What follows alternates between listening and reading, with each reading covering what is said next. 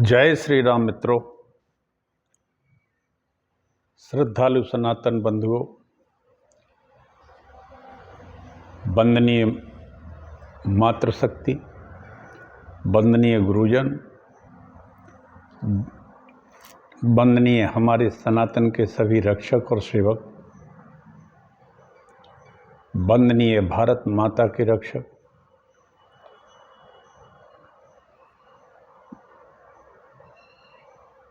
वंदनीय देशवासियों, सभी को मैं प्रणाम करता हूँ। मैं कथा रोज प्रतिदिन टीकमगढ़ मध्य प्रदेश से मैं डॉक्टर राजेंद्र मिश्रा पिछले 4 वर्ष के लगभग से कह रहा हूँ। इस समय मैं वराह पुराण की कथा कह रहा हूँ, आप लोग सुनिए। इस कथा के कहने का आशय मेरा केवल इतना है कि हमारे सनातन प्रेमी बंधु जो अभी युवावस्था में हैं और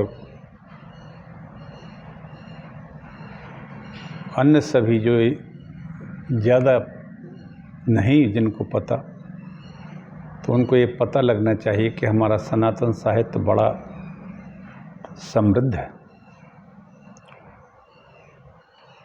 हमारे 18 पुराण, मैं वराह पुराण की कथा कह रहा हूँ। वराह पुराण हमारे 18 पुराणों में 12वें क्रम में आता है। इसमें पृथ्वी का और भगवान वराह का संवाद चलता रहता है। यह संवाद कई लोगों के बीच से होकर निकलता है। इस समय भगवान शिव जी कह रहे हैं संतों से, श्राद्ध पक्ष लग गया है आज से। मैं सभी के पितरों को प्रणाम करता हूँ, संपूर्ण देशवासियों के, क्योंकि हमारे पितर भारतवर्ष के संपूर्ण देशवासियों के सनातन धर्मी ही थे। हमारी 7 पीढ़ियों को लिया जाता है।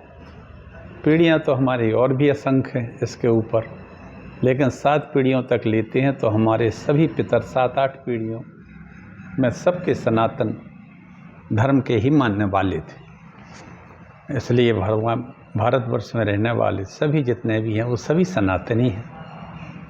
आइए, आप सबको मैं प्रणाम करता हूँ, आपके पितरों को भी प्रणाम करता हूँ। पितृपक्ष में श्राद्ध होती है और श्राद्ध में सदैव उन लोगों को भोजन कराना चाहिए। ऐसे ब्राह्मणों को खास तौर पर बुलाना चाहिए जो ब्रह्मचर्य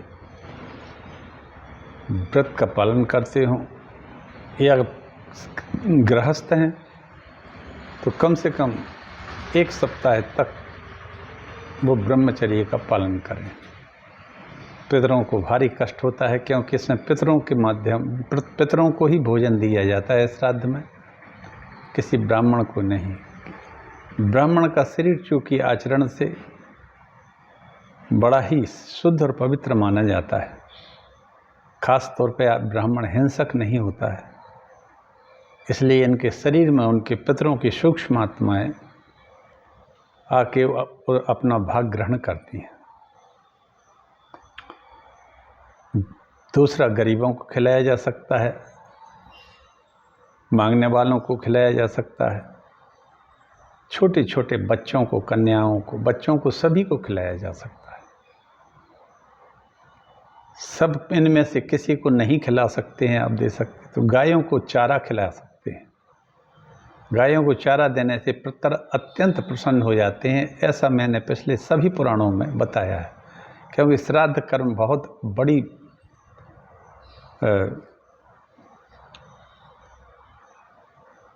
बड़ी कथा है, बहुत बड़ी अध्यायों में। आज मैं एक पितर की बात और करता हूँ। एक पितर तो अपने सूर्य देव हैं, जो सभी के पितर हैं।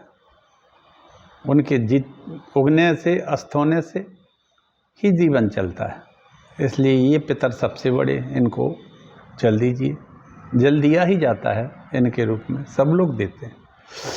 एक पितर और बताए देता हूँ जो आपके समीप रहते हैं। हमारे शरीर में 5 प्राण होते हैं। पहला होता है प्राण, दूसरा होता है अपान, तीसरा होता है समान, चौथा है उदान,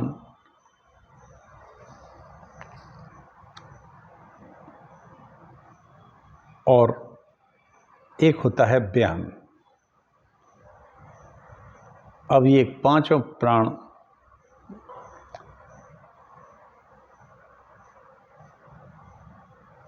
इनके द्वारपाल हैं। प्राण पर आदित्य का पहरा रहता है। भगवान सूर्य जो है हमारे शरीर में 24 घंटे रहते हैं। ऐसा नहीं कि आपके उसमें न रहे, हमेशा रहते हैं। तो प्राण पर आदित्य का पहरा रहता है, द्वारपाल है। व्यान पर चंद्र का। प्राणवायु हार्ट में रहती है, चेतना के रूप में चलती है। यह स्रोत है सभी का। प्राण आदित्य, आदित्य में एक 12 कमल है, 12 सूर्य का प्रतीक है आध्यात्मिक क्षेत्र में। तो प्राण पर आदित्य और व्यान वायु जो है ये ब्रेन में रहती है, दिमाग में, जहाँ से पूरा शरीर संचालित रहता है। यहाँ चंद्र का पहरा रहता है, चंद्रदेव का। आपने सूर्य को भगवान शिव को देखा होगा, चंद्रमा उनके ऊपर रहता है। तो प्राण पर रहता आदित्य का, व्यान पर चंद्र का, चंद्रदेव का। अपान वायु, जिसको अपान प्राण कहते हैं, ये रहता है नीचे बड़ी आंत में, गुदा के और बड़ी आंत के पूरे क्षेत्र में। इस पर रहता है अग्निदेव का पहरा। समान वायु रहती है पूरे शरीर में, इस पर रहता है पर्यजन्य का पहरा। और उदान वायु, उदान नाम का प्राण जो है ये उदर में रहता है, इस पर रहता है आकाश का पहरा। इन 5 द्वारपाल, वेदांत में ये 5 द्वारपाल हृदय स्वर्ग के कहे गए हैं। इनके प्रसन्न होने पर हृदयस्थ परमात्मा जो है, जो सभी का पितर है, पितरों का पितर है, सबके अंदर बैठा है। ऐसे हृदयस्थ परमात्मा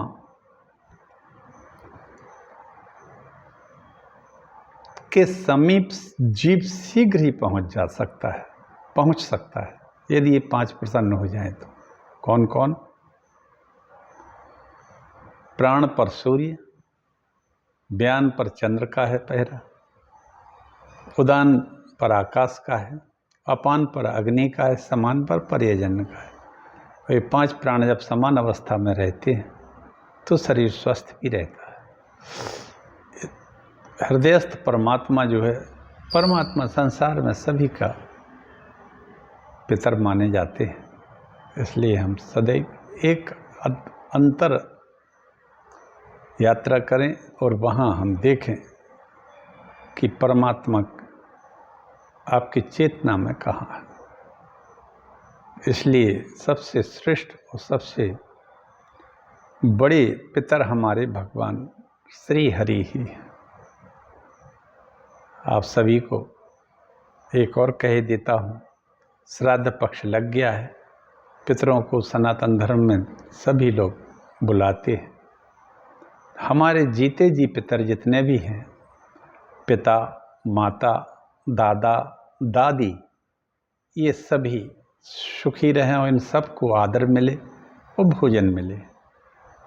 इनको कहीं भी किसी वृद्धाश्रम में सड़ने के लिए ना भेजें। और जिस भारतवर्ष में पितरों के लिए अलग से 15 दिन दिए गए हों, उस भारतवर्ष में वृद्धाश्रमों की संख्या बढ़ती जा रही है और घुट घुट के वृद्ध मर रहे हैं। और मैं उन महिलाओं को विशेष कह देता हूँ कि अपने सास ससुरों को मनुष्य समझें, ना तो वो शत्रु हैं आपके और ना ही वो पशु हैं। क्योंकि बहुत बुरा बर्ताव कई लोग करती हैं अपने वृद्ध माता पिता के साथ। तो ऐसा भी ना हो। भारतवर्ष में तो हम सभी में परमात्मा देखते हैं, पेड़ों में भी, बट वृक्ष में भी, पीपल में भी, औषधियों में भी, पंच महाभूतों में, नदियों में भी, सभी में देखते हैं भगवान का स्वरूप। हमारे घर में जो हैं बैठे हैं पितर, बूढ़े, वृद्ध हो जाते हैं, सबको एक दिन होना भी है। तो असहाय स्थिति में किसी भी धर्म हो, कोई जाति पाति हो, इन सब को हटाइए और सभी लोग अपने जो वर्तमान में जीवित हैं पिता या पितर, उनकी उपेक्षा ना करें, कभी ना करें, और ना ही उन्हें वृद्धाश्रम में भेजें। यही श्राद्ध का वास्तविक उद्देश्य और मतलब है। क्योंकि अधिकांश लोगों में हमने देखा है कि बहुएं शूर्पणखा जैसी हो गई हैं, कई जिनने सास ससुर की कभी भी जीवन में नहीं देखा, भाग गई घर छोड़ के, मरने को लिए छोड़ गए और लोगों ने की सेवा। तो ऐसा नहीं होना चाहिए भाई। पैसे वाले हो चाहे गरीब हो, अपने वृद्ध माता पिता को तो रखना पड़ेगा। यही सबसे बड़ा श्राद्ध कर्म है। जय श्री राम, जय श्री राम। सभी को प्रणाम और सभी के पितरों को प्रणाम। क्यों कि सभी के पितर एक हैं। एकैवाहं जगत यत्र द्वितीया का मम अपरा। वो परमात्मा, वो महाशक्ति एक ही है, दूसरा कोई है नहीं। इसलिए मैं सभी को प्रणाम करता हूँ और सभी के पितरों को प्रणाम करता हूँ। पितरों के पितर सबका एक ही है, ब्रह्मा जी। मैं उन ब्रह्मदेव को भी प्रणाम करता हूँ जो सूर्य के रूप में इन्हीं आँखों से दिखाई देते हैं। जय श्री राम मित्रों। इसी के साथ एक और मैं बात कह ही देता हूँ। हमारा जो नौजवान वर्ग है, इसके लिए नौजवानों को अपना स्वास्थ्य का ध्यान रखिए और घर से जैसे निकलते हो वैसे ही घर पे आइए। मुँह में गुटखा, तम्बाकू, पान चबाते हुए मत आइए, दारू पी के मत आइए, गुटखा खा के मत आइए। मनुष्य बनिए, मनुष्य रहिए। इसी के साथ मैं अपनी कथा प्रारंभ करता हूँ। एक छोटा सा मंगलाचरण करता हूँ। इसी के साथ मैं वराह पुराण में आज भारतवर्ष के 9 खंडों का वर्णन करूँगा। आप लोग सुनिए। कथा बहुत अच्छी है वराह पुराण की। हिरण्याक्ष नाम का एक असुर संपूर्ण पृथ्वी की संपदा और पृथ्वी को समेट के अपने अधिकार में कर लिया था। उसको भगवान ने वध करके और पृथ्वी को राक्षसों से मुक्त करके और पुनः स्थापित कर एक जीव जगत की रचना की थी। चलिए मंगलाचरण करते हैं। श्री गणेशाय नमः। नमोस्तु रामाय सा लक्ष्मणाय। मित्रों, आज पितृ श्राद्ध का दिन शुरू हो गया है, तो ये स्तुति जरूर आप लोग याद कर लीजिए। मैं रोज़ कहता हूँ, ये स्तुति भगवान हनुमान जी महाराज ने की थी लंका में जब गए थे। वाल्मीकि रामायण को सुंदरकांड के प्रारंभ में है ये। देखिए कितना अच्छा कहा। सीता जी नहीं मिल रही, तब हनुमान जी थोड़े व्यथित हो गए। उन्होंने वहीं से प्रणाम किया हृदयस्थ परमात्मा को। कौन? श्री राम को। नमोस्तु रामाय सा लक्ष्मणाय देव्यै च तस्यै जनकात्मजायै। नमोस्तु रुद्रेन्द्रियमान्येभ्यो नमोस्तु चंद्राग्नि मरुद्गणेभ्यः। सबका स्तुति करते हैं। उन जानकी जी की भी करते हैं जिनको वो खोजने गए थे। सत्य तो ये है कि जानकी बगैर राम के नहीं रही थी। एक छोटी सी लीला की थी कुछ समय के लिए, वो आप सबको पता है। अखण्डमण्डलाकारं व्याप्तं येन चराचरं तत्पदं दर्शितं येन तस्मै श्रीगुरुवे नमः। वक्रतुंड महाकाय सूर्यकोटि समप्रभा निर्विघ्नं कुरु मे देव सर्वकार्येषु सर्वदा। भवानी शंकरौ वंदे श्रद्धा विश्वास रूपिणौ याभ्यां विना न पश्यन्ति सिद्धा स्वान्ता स्थमीश्वरम्। नारायणं नमस्कृत नरं चैव नरोत्तमं देवीं सरस्वतीं व्यासं ततो जयमुदीरयेत्। नमो देव्यै महादेव्यै शिवायै सततं नमः नमः। प्रकृत्यै भद्रायै नीता प्रणतः स्मतां तुलसीदास के पद कमल बारंबार मनाए। गुण गावहुँ श्री राम के हनुमत होई सहाय। भक्त भक्ति भगवंत गुरु चतुर नाम बपुए तिनके पद बंदन करो ना सत विघ्न अनेक। सियावर रामचंद्र की जय। भारतवर्ष के 9 खंडों का वर्णन करते हैं भगवान शंकर। शिव जी कहते हैं, हे विप्रवरो, बड़ी अच्छी कथा है, शिव जी ही कह रहे हैं इसमें।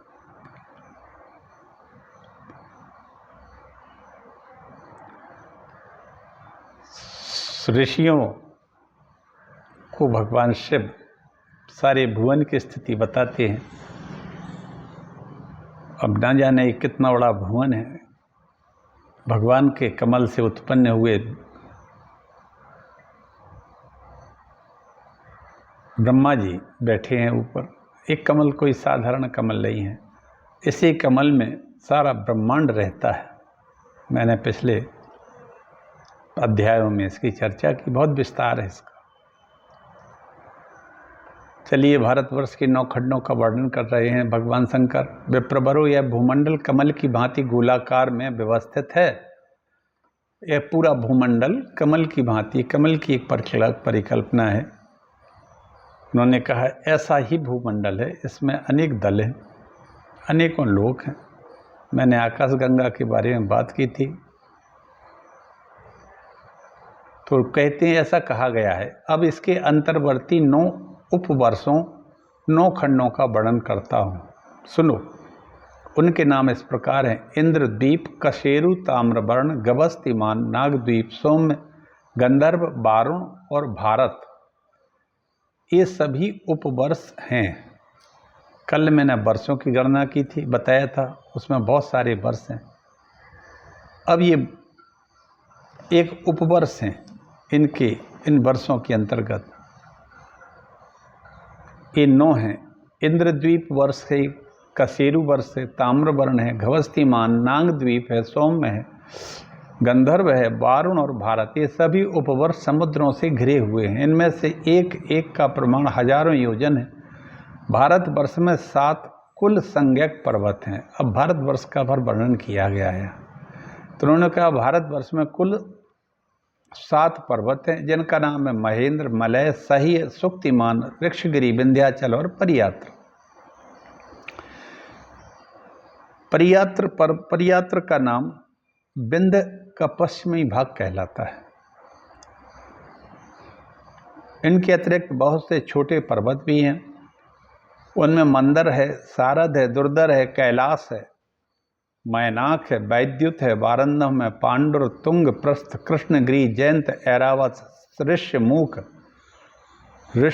पर्वत, नियराया, ये कर्नाटक की तरफ है। गोमंत और चित्रकूट उत्तर प्रदेश मध्य प्रदेश की सीमा से लगा बुंदेलखंड में है। श्री पर्वत, चकोरकुट, श्रीशैल महाराष्ट्र में है। कृत स्थल, इनमें से कुछ छोटे बहुत से दूसरे भी पर्वत हैं, जिनमें आर्य तथा मलेच्छ लोगों के जनपद हैं। भारतवासी जिन नदियों का जल पीते हैं वे हैं गंगा, सिंधु, सरस्वती, शतद्रु, सतलज, वितस्ता, बिपाशा, चंद्रभागा, सरयू, यमुना, इरावती, देविका, कुहू, गोमती, धूपतापा, बाहुदा, दुष्वर्ती, कौशकी, निश्चीरा, गंडकी, इक्षुमती, लोहिता आदि ये सभी नदियां हिमालय से प्रादुर्भूत होती हैं। कुछ नदियां परियात्र पर्वत यानी विंध्य से भी निकलती हैं। वेद स्मृति में जैसे वेदवती, सिंधु, पर्णसा, चंद्रनाभा, नर्मदा, नर्मदा जी विंध्य पर्वत से ही निकलती हैं, अमरकंटक से। यहीं से इसी पूरे विंध्य पर्वत से नदियाँ निकलती हैं।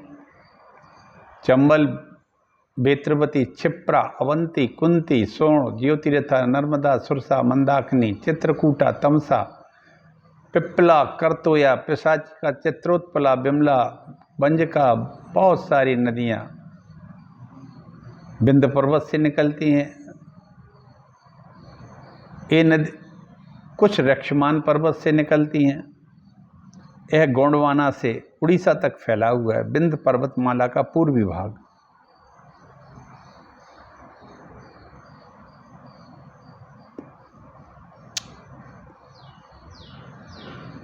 यही सब भारत के कुल पर्वत हैं, प्रधान नदियां मानी गई हैं। इनके अतिरिक्त छोटी बहुत सी नदियां हैं। जो 1 लाख योजन वाला समग्र भाग जम्बू द्वीप कहलाता है। जम्बू द्वीपे भारतवर्ष से, इसलिए जम्बू द्वीप कहलाता है ये क्षेत्र।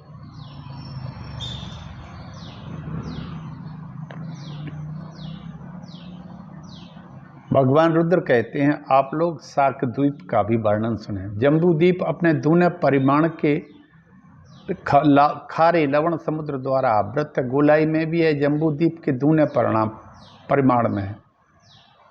यहाँ के निवासी पवित्र दीर्घजीवी होते हैं। दरिद्रता, बुढ़ापा, व्याधि का उन्हें पता नहीं रहता है। इस शाकद्वीप में भी 7 पर्वत हैं।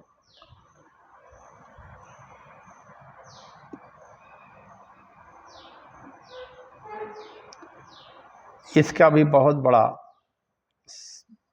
क्षेत्र है, सैकड़ों पर्वत हैं। इसके मध्य में शाक नाम का एक वृक्ष है। वहाँ 7 नदियाँ हैं। एक एक नदी के 2-2 नाम है। सुकुमारी, कुमारी, नंदा, बेणिका, धेनु, इक्षुमती और गभस्ती। भगवान रुद्र कहते हैं, आप लोग कुश नामक तीसरे द्वीप का वर्णन सुने। विस्तार में है, शाक द्वीप से भी दूने परिमाण का है। और यहाँ क्षीर समुद्र के चारों ओर कुश के द्वीप हैं। यहाँ भी 7 पर्वत हैं। कुमुद, इसी का दूसरा नाम विद्रुम है। हेम नाम से तीसरा पर्वत द्रोण है। पुष्पवान है। चौथा कंककुश, 5वां पर्वत ईश, 6वां पर्वत माहिस या हरि अग्नि का निवास है। यहाँ 7वां ककुद्र या मंदर पर्वत है। ये पर्वत कुश द्वीप में व्यवस्थित हैं। इसी तरह इसमें नदियाँ भी हैं बहुत सारी।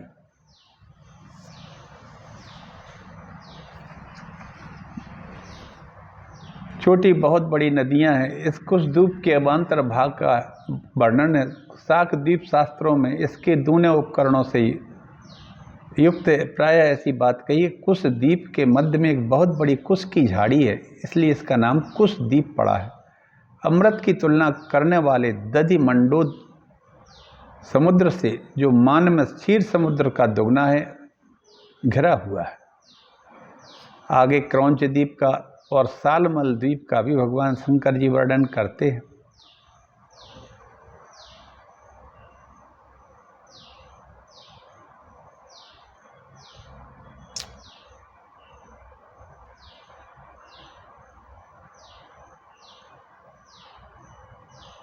ये द्वीप एक से दूसरे बहुत बड़े हैं। यहाँ सैकड़ों पर्वत हैं और सैकड़ों नदियाँ यहाँ प्रवाहित होती हैं।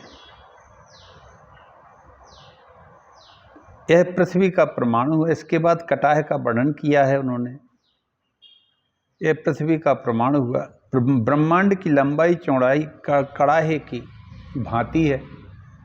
इस प्रकार के विधान किए हुए ब्रह्मांड मंडलों की संख्या संभव नहीं है मित्रों। मतलब ब्रह्मांडों की भी संख्या निश्चित नहीं, असंख्य है। शिव जी कहते हैं ये अंडकटाह होते हैं। इसमें सैकड़ों पृथ्वियाँ होती हैं। पृथ्वी महाप्रलय में रसातल में चली जाती है। प्रत्येक कल्प में भगवान नारायण वराह का रूप धारण कर इसे दाढ़ की सहायता से वहाँ से ऊपर ले आते हैं। उन्हीं की कृपा से यह समुचित पृथ्वी समुचित स्थान पर फिर स्थित हो पाती है। द्विजवरूप पृथ्वी की लंबाई चौड़ाई का मान मैंने तुम लोगों के सामने वर्णन कर दिया है। तुम्हारा कल्याण हो। अब मैं अपने स्थान कैलाश पर्वत को जा रहा हूँ। भगवान वराह कहते हैं पृथ्वी से, वसुंधरे इस प्रकार कहकर महात्मा रुद्र उसी क्षण कैलाश के लिए चले गए और संपूर्ण देवता और ऋषि भी जहाँ से आए थे वहाँ जाने के लिए प्रस्थित हो गए। इस तरह ये 88 और 89 अध्याय पूर्ण हो जाते हैं। त्रिशक्ति महात्म और सृष्टि देवी का आख्यान, ये अगला अध्याय शुरू होता है।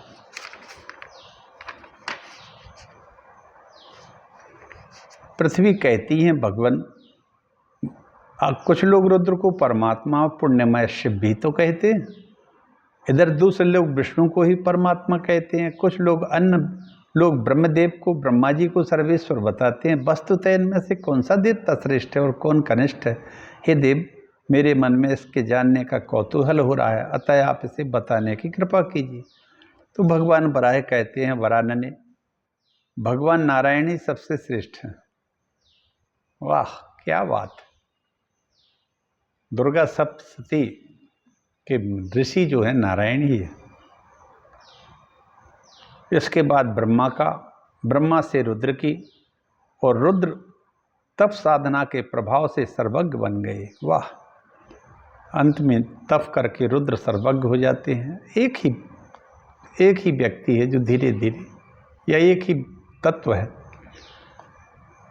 उन रुद्र ने के अनेक प्रकार के आश्चर्यमय कर्म हैं। सुंदरी में उनके चरित्रों का वर्णन करता हूँ, सुनो। महान रमणीय नाना प्रकार के विचित्र कैलाश नाम का पर्वत है। शूलपाणी त्रिलोचन नित्य का वहाँ उनका नित्य निवास है। संपूर्ण प्राणी वर्ग द्वारा नमस्कृत भगवान शंकर सभी गणों से घिरे हुए कैलाश पर विराजमान थे। पास में भगवती जगदम्बा पार्वती जी विराजी थी।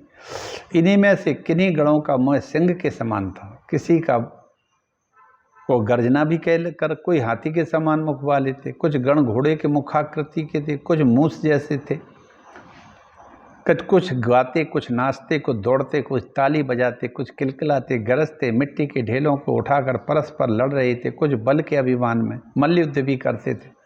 रुद्र का देवी पार्वती के साथ हास विलास भी चल रहा था। इतने में अविनाशी ब्रह्मा जी देवताओं के साथ वहाँ आए। उन्हें आया देखकर भगवान शिव ने उनकी विधिवत पूजा की और उनसे पूछा, ब्रह्मन, आप इस समय कैसे पधारे? आपके मन में यह घबराहट कैसी है? तो ब्रह्मा जी ने कहा, अंधक नाम के एक महान असुर दैत्य ने सभी देवताओं को पीड़ित कर दिया है। उससे त्राण पाने की इच्छा से सभी देवता मेरे पास आए। हम लोग भगवान आपके पास आए हैं। इस प्रकार कहकर ब्रह्मा जी ने पिनाक पाणी भगवान रुद्र की ओर देखा। उन्होंने उसी क्षण परम प्रभु भगवान नारायण को भी अपने मन से स्मरण किया। बस तत्काल ही भगवान नारायण, ब्रह्मा और रुद्र इन तीनों देवताओं के बीच में विराजमान हो गए। अब ब्रह्मा, विष्णु एवं रुद्र ये तीनों ही परस्पर प्रेम पूर्वक दृष्टि से देखने लगे। उस समय उन तीनों की जो 3 प्रकार की दृष्टियाँ थीं अब एक रूप में परिणत हो जाती हैं, और उससे तत्काल एक कन्या का प्रादुर्भाव हुआ जिसका स्वरूप परम दिव्य था। उसके अंग नीले कमल के समान श्यामल थे। उसके सिर के बाल बहुत सुंदर थे, नासिका सुंदर, मुख। विश्वकर्मा ने शास्त्रों में जो अग्नि जिह्वा के अंग लक्षण बतलाए वे सभी लक्षण सुंदर प्रतिष्ठा पाने वाली कुमारी कन्या में थे। ब्रह्मा, विष्णु, महेश्वर इन तीनों देवताओं ने उस दिव्य कन्या को देखकर पूछा, सुबह तुम कौन हो? कि विज्ञानमयी देवी, तुम क्या करना चाहती हो? इस पर शुक्ल, कृष्ण एवं रक्त इन तीनों वर्णों से सुशोभित उस कन्या ने कहा, देव श्रेष्ठ, मैं तो आप लोगों की दृष्टि से उत्पन्न हुई हूँ। क्या आप लोग अपने ही से उत्पन्न मेरी अपनी पारमेश्वरी शक्ति मुझ कन्या को नहीं जानते? ये दुर्गा सप्तशती के द्वितीय चरित्र में भी आया है कि देवताओं के शरीर से शक्तियाँ निकल के एक तेजपुंज बन जाता है और उस पर एक भगवती महालक्ष्मी का प्रादुर्भाव होता है। यही यहाँ भी कहा है। तब उन्होंने उस बच्ची को, कुमारी कन्या को वर दिया कि तुम्हारा नाम त्रिकला होगी, तुम विश्व की सर्वदा रक्षा करोगी। हे महाभागे, गुणों के अनुसार तुम्हारे अन्य भी बहुत सारे नाम होंगे। तुम में जो 3 वर्ण दिखाई देते हैं, तुम अपनी इन 3 मूर्तियां बना लो। देवताओं के इस प्रकार करने पर कुमारी ने श्वेत, रक्त और श्यामल रंग से 3 शरीर बना लिए। ब्रह्मा के अंश से ब्राह्मी शक्ति यानी सरस्वती नामक मंगलमयी सौम्य रूपणी शक्ति उत्पन्न हुई, जो प्रजाओं की सृष्टि करती है। और सूक्ष्म सुंदर रूप और लाल वर्ण वाली जो दूसरी कन्या थी, उसका नाम वैष्णवी शक्ति थी। उसके हाथ में शंख चक्र सुशोभित हो रहे थे। वह विष्णु की कला मानी जाती है, अखिल विश्व पालन करती है, जिसे विष्णु माया भी कहते हैं, जो अजेय रहती है, उससे कोई जीत नहीं सकता है मित्रों। विष्णु माया से जो काले रंग से शोभा पाने वाली रुद्र की शक्ति थी, जिसके हाथ में त्रिशूल ले रखा था, जिसके दांत बड़े विकराल थे, वह जगत का संहार करने वाली रुद्राणी महाकाली कहलाती हैं। ब्रह्मा से प्रकट हुई श्वेत वर्ण वाली कन्या विभावरी कहलाती है। उस कुमारी के नेत्र खिले हुए कमल के समान सुंदर थे। वह ब्रह्मा जी के परामर्श के से अंतर्ध्यान होकर सर्वज्ञता प्रदान करने की अभिलाषा से श्वेतगिरी पर तपस्या करने चली गई। इधर भगवान विष्णु के अंश से अवतरित अत्यंत कठोर तपस्या करने लगी। मंदराचल पर्वत पर चढ़ गई। तीसरी श्यामल वर्ण की कन्या, जिसके नेत्र बड़े विशाल दाढ़ें भयंकर रुद्र का अंश से उत्पन्न हुई, तो वह कल्याणमयी कुमारी तपस्या करने नीलगिरी पर चली गई। कुछ समय के पश्चात ब्रह्मा जी प्रजाओं की सृष्टि में तत्पर हुए, पर बहुत समय तक प्रयास करने पर भी प्रजा की वृद्धि नहीं हुई। वे मन में सोचने लगे, क्या कारण है कि मेरी प्रजा नहीं बढ़ रही है। भगवान बराह पृथ्वी से कहते हैं, सुब्रते, अब ब्रह्मा जी ने योग अभ्यास के सहारे हृदय में ध्यान लगाया कि जो श्वेत पर्वत पर स्थित सृष्टि कुमारी की तपस्या की बात उनकी समझ में आ गई। उसी तपस्या के प्रभाव से उस कन्या के संपूर्ण पाप दग्ध हो चुके थे। फिर तो ब्रह्मा जी ने कमल के समान नेत्र वाली वह दिव्य कुमारी जहाँ विराजमान थी, वहाँ पहुँचकर तपस्विनी दिव्य कुमारी को देखा और साथ ही वे वचन बोले, कमनीय कांति वाली कल्याणी, तुम प्रधान कार्य की अवहेलना करके तपस्या क्यों कर रहे हो? विशाल नेत्रों वाली कन्या के तुम प्रसन्न हो, तुम वर मांग लो। सृष्टि देवी ने कहा, भगवान, मैं एक स्थान पर नहीं रहना चाहती हूँ, इसलिए मैं आपसे यह वर मांगती हूँ कि मैं सर्वत्र गामिनी बन जाऊँ। मैं एक स्थान पर नहीं, सर्वत्र हूँ। जब सृष्टि देवी ने प्रजापति ब्रह्मा से ऐसी बात कही, तब उन्होंने कहा, देवी तुम सभी जगह जा सकती हो, सर्वव्यापिनी हो जाओ। ब्रह्मा जी के ऐसा कहते ही कमल के नेत्रों वाली वह सृष्टि देवी उन्हीं के शरीर में लीन हो गई। तब ब्रह्मा जी की सृष्टि बड़ी तेजी से बढ़ने लगी।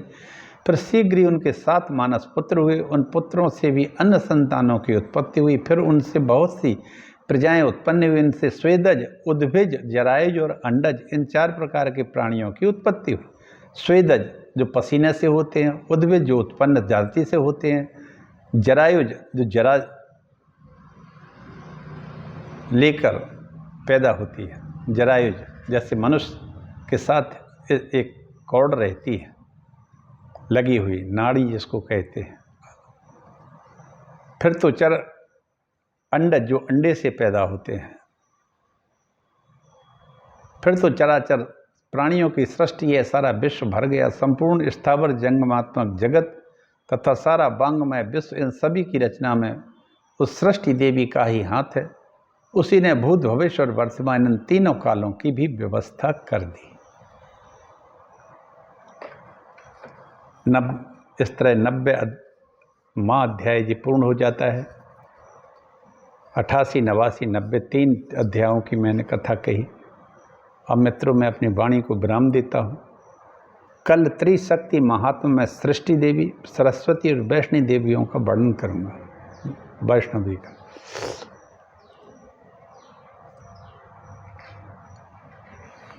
और सृष्टि की इस तरह शुरुआत होती है। ये 7 ऋषि, सप्तऋषि जो ब्रह्मा जी ने सृष्टि की रचना की सृष्टि देवी की सहयोग से, यही हमारे पिता रहे हैं। इनसे ही सभी सृष्टि की रचना हुई। इस तरह से हम अपने पितृपक्ष में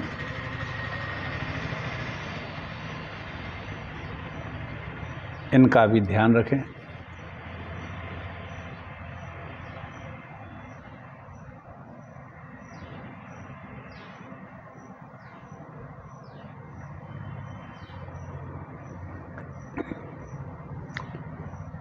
इसी के साथ मैं आप सबको प्रणाम करता हूँ, अपनी वाणी को विराम देता हूँ। आप लोग सुनिए और लोगों को भी बताइए, सुनाइए। किसी का कुछ एक पैसा खर्च नहीं होता है, ना समय खर्च होना है। अपना काम करिए, स्वस्थ रहिए, बलिष्ठ रहिए। जय श्री राम। हर हर महादेव, हर हर महादेव। सर्व पितृदेवेभ्यो स्वधाय नमः। पितरों को हम स्वधा कहते हैं, स्वाहा नहीं कहते, स्वधाय नमः। इस मंत्र से आप लोग जल भी चढ़ा सकते हैं और अग्नि में हवन भी कर सकते हैं और मुंह से जप भी कर सकते हैं। पितृदेवेभ्यो स्वधाय नमः, स्वधाय नमः। हर हर महादेव।